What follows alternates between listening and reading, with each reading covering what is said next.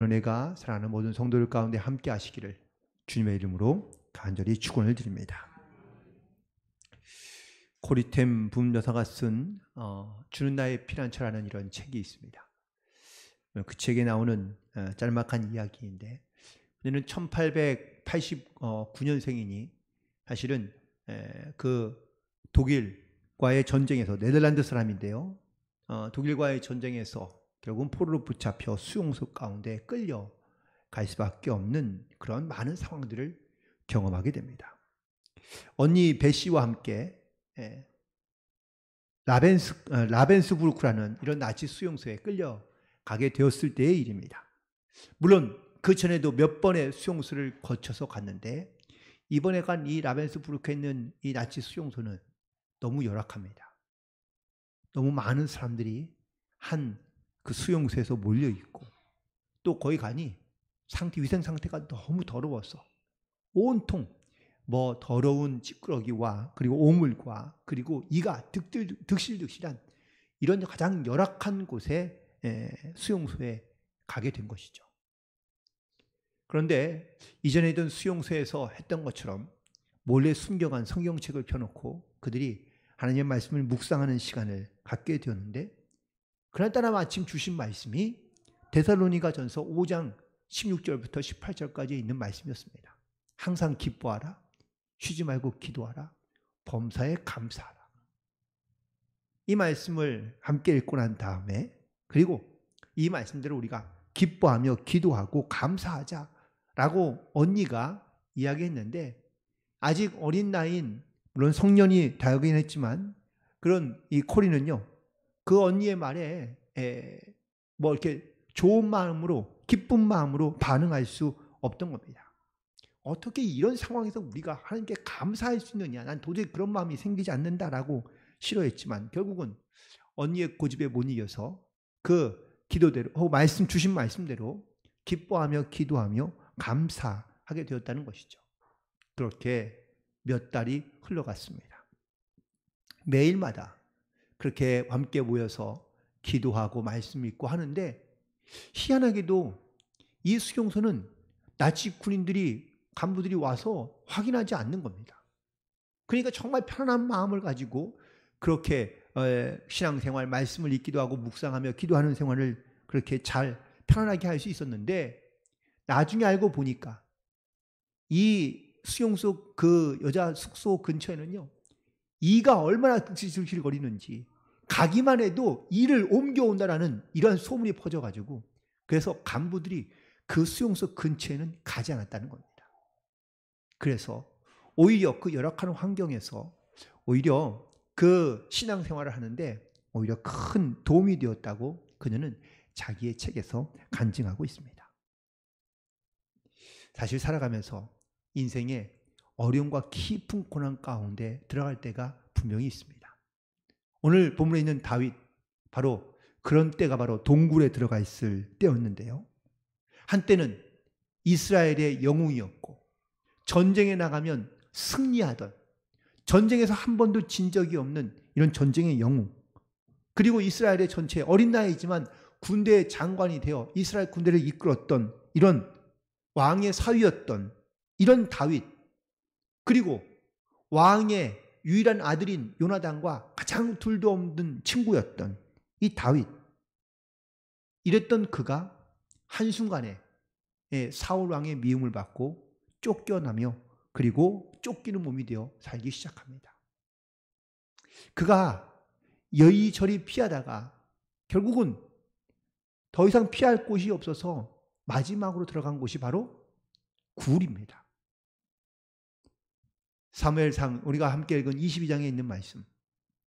그런데 이 아둘람에 있는 굴에 갔을 때에는요, 사실 그가 갖고 있던 어떤 인격적인 품격이나 품이나 그가 가지고 있는 인품이나 아니면 그가 가지고 있는 능력, 사실 이런 것이 그를 더 나은 환경, 더 좋은 환경으로 이끌어가는 것은 아니었다는 것이죠. 그저 목숨을 구하기 위하여 그런 도망치는 상태여만 했다는 것입니다. 오늘 본문에 있는 말씀 가운데 아둘람의 굴로 도망하게 되는데 이 아둘람은 베들레헴에서 남동쪽으로 약 한 14km 정도 떨어져 있는 곳입니다. 예전에는 유다 땅이었지만 다윗 시대에는 블레셋 사람들의 땅이었다고 합니다. 그래서 이 아둘람의 굴로 간 이유도 사울이 그곳까지는 잘 오지 않겠지라고 생각하여 도망하였던 것이고요. 이 아둘람 굴에는, 이 아둘람이라는 이 바위산에는 여러 굴이 있었는데 그 중에 최근에 어떤 성서학자들이, 고고학자들이 그것을 발견한 굴 중에는요, 한 수백 명이 들어가서 함께 지낼 수 있는 그런 커다란 굴도 발견되었다고 합니다. 아마 모르긴 몰라도 다윗과 또한 그를 따르던, 또한 사무엘상 우리가 함께 읽은 이 본문에 있는 말씀 가운데 이 아둘람 굴로 피했을 때에 그의 아버지와 식구들도 다 같이 함께 그 굴로 함께 와서 살았다라는 이 기록이 있는 것을 볼 수 있는데, 그곳에서 수많은 사람들이 거기에서 함께 기거하며 지냈던 것을 보게 됩니다. 자, 그런데 동굴은 과연 사람이 살만한 곳일까요? 햇빛이 잘 듭니까? 불이 있습니까? 공기는요? 먹을 거는요? 활동하는데 제약이 없을까요? 동굴은 사실 사람이 살기에 적합한 곳은 아닙니다. 그런데 불구하고 그 동굴에서 들어가서 살 수밖에 없는, 거기에서 기거할 수밖에 없는 이유는 바깥으로 나가면 생명의 위협을 받기 때문입니다. 많은 백성들로부터 사울 왕보다 훨씬 더 낫다라는 이러한 평가와 추앙을 받았던 이 다윗이 지금은 비참한 동굴 속에서 살고 있다라는 것이죠. 그런데 하나님께서 왜 이 다윗을 동굴로 가게 했을까? 물론 오늘 우리가 함께 읽은 시편 142편에 있는 시제를 보면 142편에 이렇게 기록되어져 있습니다. 다윗이 굴에 있을 때에 지은 마스길 곧 기도라고 이렇게 기록되어져 있는데, 여기서 말하는 굴은 과연 어디일까요? 아둘람의 굴을 의미하고 있습니다. 그러니까 굴 속에 있을 때 그가 깨닫게 되었던 것, 또한 그가 또한 알게 된 것들, 그것들을 하나님께 기도하며 기록한 시편이 바로 142편인 거죠. 그는 물론 남들이 보기에는 이 동굴이 비참하고 고통스럽고 힘들며 어려운 그러한 생활인 것을 말하고 있지만, 다윗은 이 동굴을 통하여 많은 교훈을 얻고 유익을 얻었다고 고백하고 있습니다. 그렇다면 그가 과연 얻은 교훈은 과연 무엇이고, 또한 우리가 이 동굴을 통해 다윗이 얻었던 그 교훈을 통하여 우리가 혹은 또 우리에게 주는 교훈은 과연 무엇인지 함께 말씀을 묵상하며 은혜를 나누고자 하는데, 첫 번째, 이 동굴 체험의 가장 중요한 교훈은 바로 기도보다 더 중요한 것은 없다라는 것을 우리에게 말해주고 있습니다. 시편 142편 오늘 본문에 있는 말씀 1절을 보시기 바랍니다. 내가 소리내어 여호와께 부르짖으며 소리내어 여호와께 간구하는도다. 다윗이 동굴에서 할 수 있던 가장 하나님께 그가 했던 중요한 일은 과연 뭘까? 그건 바로 기도하는 일이었다라는 사실입니다. 또한 2절에도 보니까 내가 내 원통함을 그의 앞에 토로하며 내 우환을 그의 앞에 진술하였다고 고백하고 있습니다. 다윗이 하나님께 소리내어 기도하며 부르짖으며 또한 자기의 원통함을 토로하며 하나님 앞에 모든 것을 고백하며 기도하는 이러한 자기의 마음을 쏟아놓는 이 간절한 기도가 과연 이 동굴 이전에 있었을까요? 없었을까요? 물론 이전에도 하나님께 기도했었겠죠. 그런데 이 아둘람 굴에서 드리는 기도와 동굴 밖에서 드리는 기도가 과연 같았을까? 아마 모르긴 몰라도 동굴 안에서 드리는 기도와 동굴 밖에서 드리는 기도는 달랐을 것이라고 말할 수 있습니다. 동굴 밖에 있을 때는 내 나름대로 자기의 위치도 있고 체면도 있고 위신도 있고 능력도 있고 가는 곳곳마다 많은 사람들이 도와주기도 합니다. 그러나 동굴로 피신할 때는 아무도 그를 도와주는 사람이 없습니다.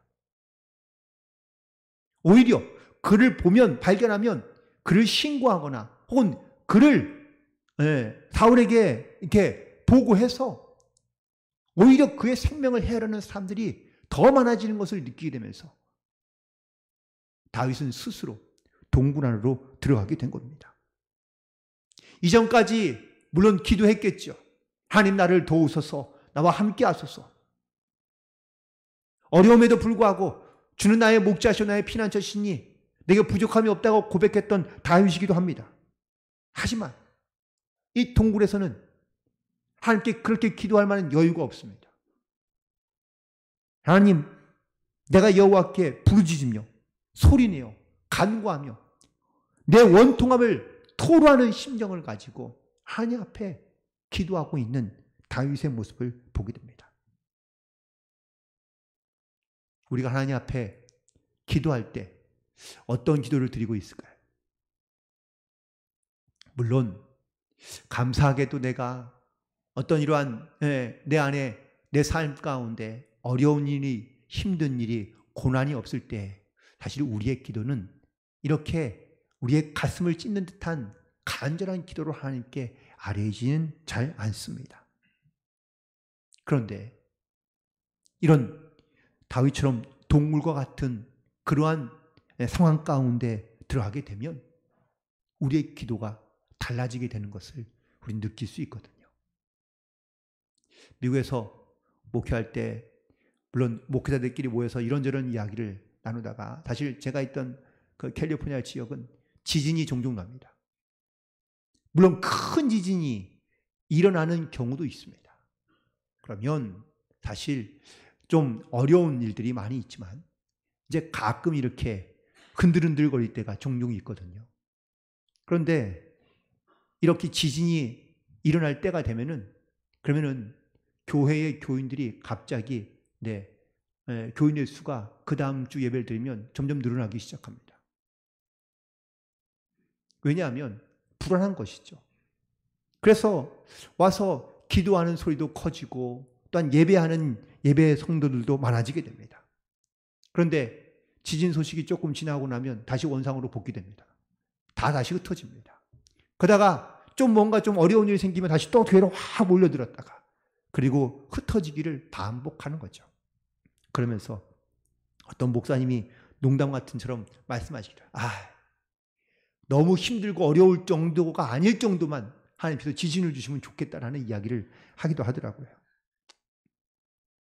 여러분도 아시겠지만 미국에 9.11 테러가 있고 난 다음에 미국 전역에 죽어가던 교회들이 대부분 다 부흥했습니다. 다시 회복되고 그리고 많은 성도들이 모이게 되었다고 합니다. 어쩌면 사실 이것이 우리의 그냥 본 모습이지 않을까. 우리도 문제가 없거나 어려움이 없거나 고난이 없으면 사실 우리의 기도 소리는 그냥 들릴 듯 말 듯 작게 기도할 수밖에 혹은 기도하는 경우가 대부분이죠. 하지만 우리 가운데 고난이 찾아오고 그리고 어려움이 생기기 시작하면 우리의 기도 소리도 달라집니다. 하나님 앞에 부르짖는 기도, 정말 하나님 앞에 간절히 기도하는 이 기도. 사실 다윗도 하나님께 기도하기를 멈추지 않았던 사람이었지만 동굴에 들어가니 기도하는 내용이 달라지고 기도하는 소리가 달라지고 또 기도할 때 이 기도가 나에게 얼마나 중요한지를 필요한지를 깨닫고 그리고 깨우치게 되었다라는 사실입니다. 그러므로 사랑하는 성도 여러분, 우리가 정말 물론 인생을 살아가면서 우리가 날마다 동굴 밖에서 있는 건 아니잖아요. 때로는 우리 가운데 동굴로 들어갈 수밖에 없으며 동굴 같은 그러한 인생을 만나게 될 때마다 우리가 과연 하나님 앞에 어떻게 기도하고 있는지, 어떻게 기도해야 되는지, 또한 이 기도가 나에게 얼마나 중요하고 필요한지를 우리가 다시 한번 깨닫고 이 동굴을 통하여 우리 가운데 주시는 이 귀한 하나님을 향한 기도를 또한 우리가 사모함으로 또한 간절히 소망함으로 하나님 앞에 간절한 기도를 통하여 주님 앞에 더 가까이 나아갈 수 있는 그런 저와 여러분 되기를 간절히 소망합니다. 새벽에 나와 기도하는 기도보다 사실 철야예배에 나와서 기도하는 기도가 조금은 다를 것 같습니다. 아침에도 물론 우리가 뜨겁게 주삼청에 지고 기도하기도 하지만 사실 새벽에 뜨겁게 기도하는 보다는 오히려 사실 금요 이 철야예배 때 와서 우리가 더 하나님 앞에 간절하게 뜨겁게 기도하는 기도가 훨씬 더 크다는 것을 느끼고 있습니다. 내 인생 가운데 물론 꼭 동굴이 찾아와야만 우리 하나님 앞에 기도하는 것을 깨닫고 기도의 소중함을 깨닫고 기도하는 것보다 우리가 동굴 밖에 있을 때에도 정말 하나님을 찾으며 하나님을 정말 간절히 만나고자 하는 그런 간절한 기도의 그러한 영적인 모습을 가지고 하나님께 나아가는 우리 모두가 되기를 간절히 소망합니다. 두 번째로 이 동굴을 통해 우리에게 주는 교훈은 바로 우리를 겸손하게 만든다라는 사실입니다. 사람에게 있어 가장 조심해야 될 것 중에 하나가 바로 교만인 것인데 다윗이 동굴로 들어오기 전에는 아까 말씀드렸지만 잘 나가던 사람입니다. 그는 하는 일마다 형통했습니다. 그는 나가서 싸우기만 하면 이기고 돌아왔고요. 그리고 백성들이 이런 다윗을 보면서 사울은 천천히고 다윗은 만만이다라고 이렇게 말하기도 하고 칭찬하기도 합니다.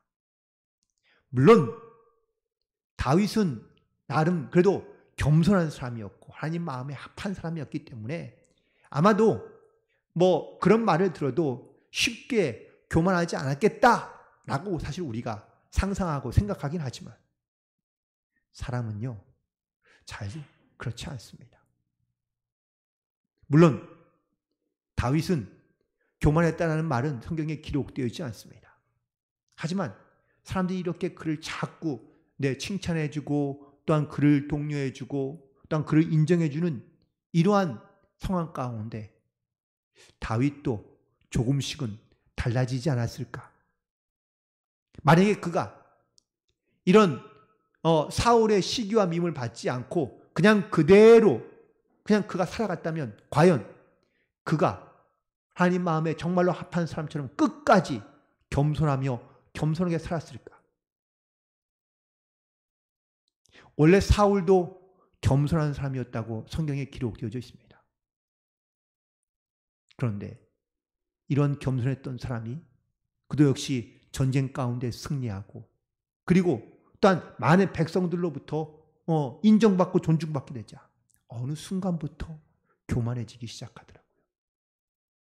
물론 다윗은 그 정도 이 사울처럼 급변하는 사람은 아니었지만 만약에 이 다윗에게 사울이 시기하고 질투하여 그가 쫓겨나 이렇게 유린하며 방황하며 심지어 동굴까지 들어갈 수밖에 없는 그런 상황이 되지 않았다면 그냥 평범하게 왕의 사위로 전쟁의 어떤 승리자로 그리고 이스라엘 군대 장관으로 많은 백성들에게 사랑받고 인정받았던 그러한 삶을 계속해서 살았다면 과연 다윗도 끝까지 겸손할 수 있었을까?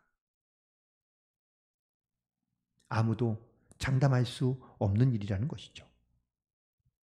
인간의 가장 고질적인 문제는 교만입니다. 이 교만의 가장 근본적인 이유는 내가 하나님 없이도 잘 살 수 있다라는 마음으로부터 출발한다는 겁니다. 많은 사람들이 복음을 듣고도 그들이 받아들이지 않는 이유는 나는 지금까지 하나님 없이도 잘 살았고 앞으로도 하나님 없이도 잘 살 수 있다라고 생각하기 때문입니다. 혹은 내가 하나님의 은혜가 없이도 나는 구원받을 수 있으며 혹은 나는 또한 구원받은 사람이기 때문에 나는 여전히 이 세상을 나의 힘으로 나의 능력으로 살아갈 수 있다라고 생각하는 사람이라는 것이죠. 이런 사람들의 특징은 교만입니다. 성경에 의인은 없나니 한 사람도 없다고 말씀해 주고 있습니다. 그런데 사람들은 다 자기의 의로운 행위로 구원받을 수 있다는 착각 가운데 살아가고 있습니다. 이게 바로 교만이라는 것입니다. 하나님은 교만한 자를 물리치시고 겸손한 자에게 은혜를 베푸시는 하나님이신 줄로 믿습니다. 하나님이 사울의 마음을 움직여 다윗을 시기하고 질투하며 미워하게 하신 거고요. 그리고 이 다윗이 그 사울의 죽임으로부터 피하여 그 동굴까지 들어갈 수밖에 없게 돼요. 그 동굴에서 그가 하나님께 부르짖으며 간절하게 하나님 앞에 기도했던 그 기도. 물론 지금의 자기의 고통과 고난을 하나님께 맡기며 또한 하나님을 의지하는 그 믿음의 기도이기도 하지만 하나님은 또한 이 과정을 통하여 이 다윗을 가장 낮은 사람으로 겸손한 사람으로 만드시는 하나님의 귀한 섭리와 계획이 이 동굴 가운데 주시는 하나님의 귀한 은혜이며 교훈인 줄로 믿습니다. 다윗은 이 동굴의 체험을 통하여 그는 겸손해지는 그러한 사람으로 바뀌게 되었다는 사실을 깨닫고 우리 가운데 혹시라도 동굴 같은 시기가 찾아온다면 내가 하나님께 겸손해야 되는구나 하는 것을 깨닫고 그리고 하나님 앞에 겸손함으로 나아갈 수 있는 우리 모두가 되기를 간절히 소망합니다. 그리고 세 번째는 동굴 체험을 통하여 다윗은요 바로 하나님의 섭리를 깨닫게 되었다라는 사실입니다. 오늘 시편 3절에 있는 말씀을 보시기 바랍니다. 3절에 있는 말씀 함께합니다. 내 영이 내 속에서 상할 때에도 주께서 내 길을 아셨나이다. 내가 가는 길에 그들이 나를 잡으려고 올무를 숨겼나이다. 아멘. 다윗은 분명히 고백하고 있습니다. 주께서 내 길을 아십니다. 이전까지 아마 다윗은 자기가 원하는 길, 자기가 생각한 계획대로 모든 삶이 이루어지거나 아니면 그렇게 그는 성공의 가도를 달리고 있었습니다. 그런데 지금 자기의 모습은요. 모든 자기의 계획과 혹은 자기의 길에서 벗어나 지금 완전히 다른 이 동굴 같은 이 동굴에서 이런 암흑 같은 그러한 자기의 인생의 앞날을 알 수 없는 상황 가운데 놓여 있다는 것을 고백하고 있는 겁니다. 내 속에서 상할 때에도 주께는 내 길을 아신다고 그는 고백하고 있습니다. 이전까지는 내가 계획하고 내가 생각하고 내가 원하는 길을 갔다면 내가 지금부터는 물론 내 마음은 고통 가운데 있으며 상한 마음을 갖고 있지만 이 상한 마음과 이 동물 같은 인생에서 내 길을 아시고 내 앞을 아시고 그래서 나를 인도하실 것이라는 이 믿음의 고백을 가지고 하나님께 기도함으로 고백함으로 나아가는 줄로 믿습니다. 결국 하나님은요. 이 다윗이 자기의 인생의 길을 자기의 뜻대로 자기의 마음대로 생각하며 살아가는 것이 아니라 하나님이 뭘 기뻐하시는지 하나님이 원하시는 것이 무엇인지를 깨달아 알며 그리고 하나님의 섭리가 무엇인지를 그에게 분별할 수 있는 이런 귀한 교훈과 은혜를 주시기 위해서 그에게 이 동굴의 체험을 하도록 해주신 줄로 믿습니다. 만약 그가 이 동굴의 체험이 없었다면 그가 과연 하나님의 뜻이 무엇인지를 구하고 찾으며 끝까지 어려운 상황에서도 하나님의 뜻을 분별하며 살아갈 수 있는 지혜와 믿음을 가지고 살아갈 수 있었을까? 그 대표적인 사건 중에 하나가 바로 아들 압살롬이 반역한 사건입니다. 도망하면서 그는 온갖 모욕을 당합니다. 심지어 어떤 사람이 나와서 그를 비방하며 조롱하며 그리고 그에게 돌을 던질 때에 다윗이 그 주변에 있던 자기의 부하들은요, 저자를 가봐 죽일까요? 라고 얘기하지만 다윗은 말합니다. 내버려 두라. 그가 하나님께서 말하시게 하신 것이 아니겠느냐? 라고 그 어려운 상황에서도 그는 하나님의 뜻이 무엇인지를 찾으려 하고 분별하려고 노력했던 이런 지혜, 그리고 또한 이런 깨달음을 가지고 살아가게 된 줄로 믿습니다. 시편 119편 71절에 보면 고난당한 것이 내게 유익이라. 이로 인하여 내가 주의 율례를 배우게 되었다고 다윗은 고백하고 있습니다. 그런 고난을 통하여 하나님의 율례를 배우고 하나님의 뜻을 배우고 하나님의 선하신 계획이 어디에 있는지를 그는 항상 찾게 되었고, 그리고 그 뜻을 따라 순종하는 삶을 살게 될 수 있었던 가장 중요한 이유는, 그 원인은 이 아둘람 굴에서 그가 동굴 속에서 하나님의 섭리가 무엇인지를 찾고 구하며 하나님의 뜻을 분별할 수 있는 그런 지혜를 얻고 구하였기 때문에 그가 이 동굴 바깥으로 나와 이제 이스라엘의 임금이 되며 나라를 다스리며 살아갈 때마다 먼저 하나님의 뜻을 찾고 구하는 이런 믿음의 고백을 가지고 살아갈 수 있게 된 줄로 믿습니다. 우리의 삶의 환경은 일정하거나 혹은 공평한 것이 하나도 없습니다. 다 다릅니다. 사람마다 환경이 다르고 상황이 다르고 문제가 다르고 해결하는 방법도 다 다릅니다. 그래서 사람마다 조언을 구하지만 사람마다 다 조언해 주는 것이 다 다릅니다. 왜? 다 각각 다른 경험을 갖고 있기 때문이죠. 하지만 우리는 사람의 말을 의지함으로 나아가는 것이 아니라 하나님이 나에게 주시는 뜻이 무엇인지, 그리고 하나님의 섭리가 무엇인지를 우리는 믿음 안에서 분별하며 하나님께 지혜를 구하고 하나님의 뜻 가운데 순종하는 삶을 살아갈 수 있게 되기를 간절히 소망합니다.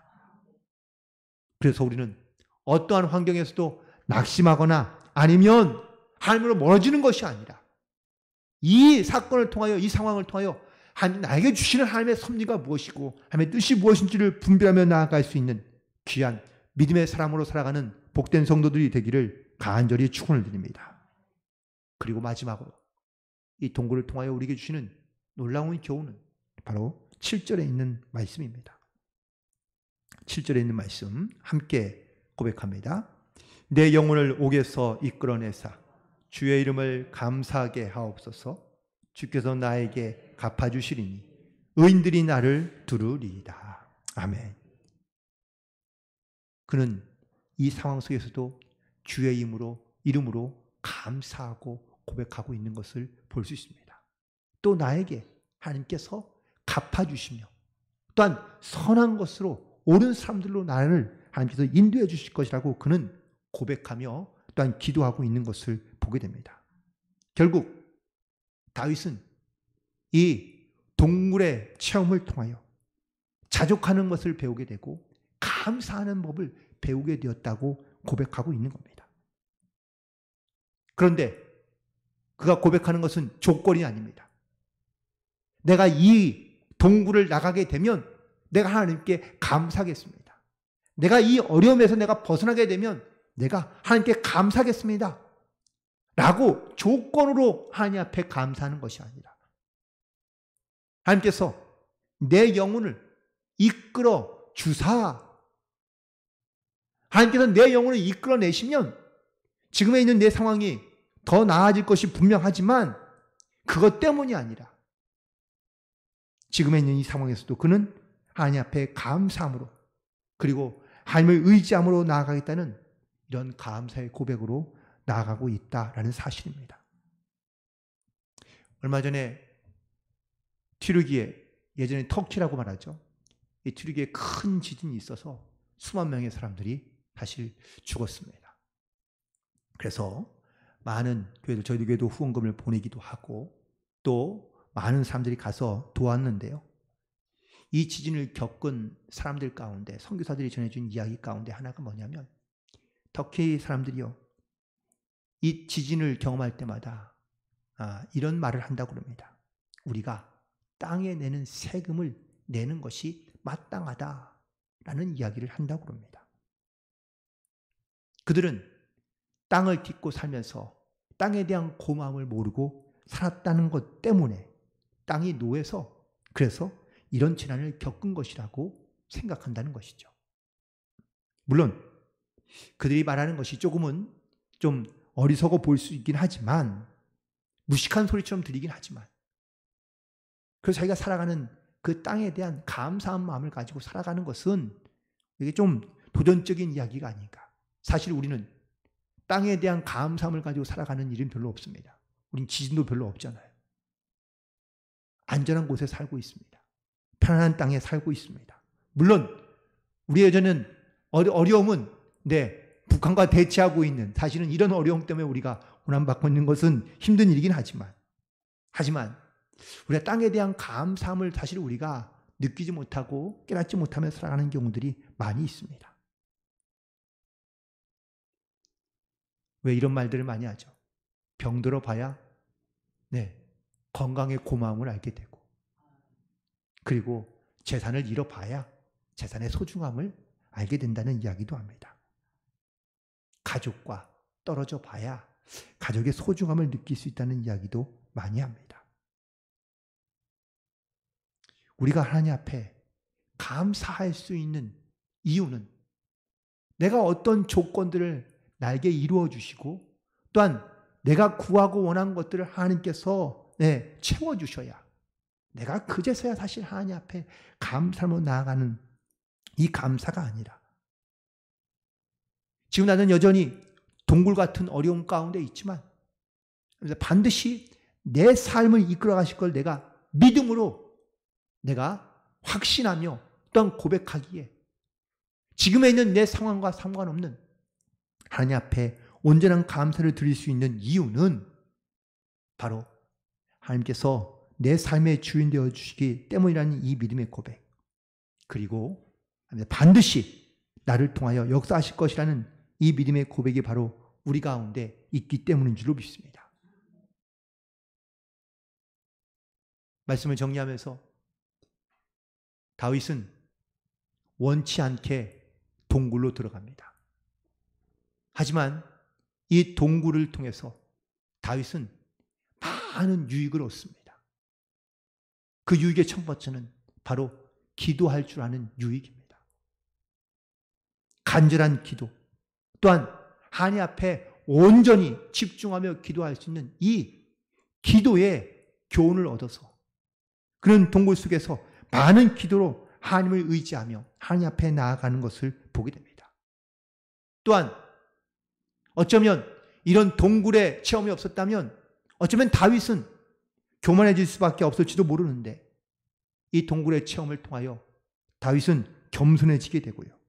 그리고 모든 일을 합력하여 선을 이루게 하시는 것이 바로 하나님이시라는 사실을 그는 깨닫게 되며 그리고 하나님께서는 지금 우리의 모든 삶 가운데 우리가 어떠한 문제나 어려움 속에서도 우리가 감사함을 잃지 않으며 살아갈 수 있는 이런 귀한 믿음의 사람으로 우리 가운데 살아갈 수 있도록 항상 도우시고 역사하시며 함께 하신다는 사실을 오늘 다시 한번 믿음으로 고백하며 우리도 역시 내 삶 가운데 어떤 이런 동물과 같은 어려움 가운데 있을지라도 이 다윗이 얻었던 이 동굴의 교훈을 통하여 내 삶에도 이런 교훈적인 삶을 살아가며 또한 하나님의 영광을 위하여 끊임없이 하나님을 의지하며 믿고 기도하며 순종함으로 하나님의 섭리와 은혜를 깨닫고 감사함으로 살아갈 수 있는 그런 저와 여러분이 되기를 주님의 이름으로 간절히 축원을 드립니다. 기도하시겠습니다.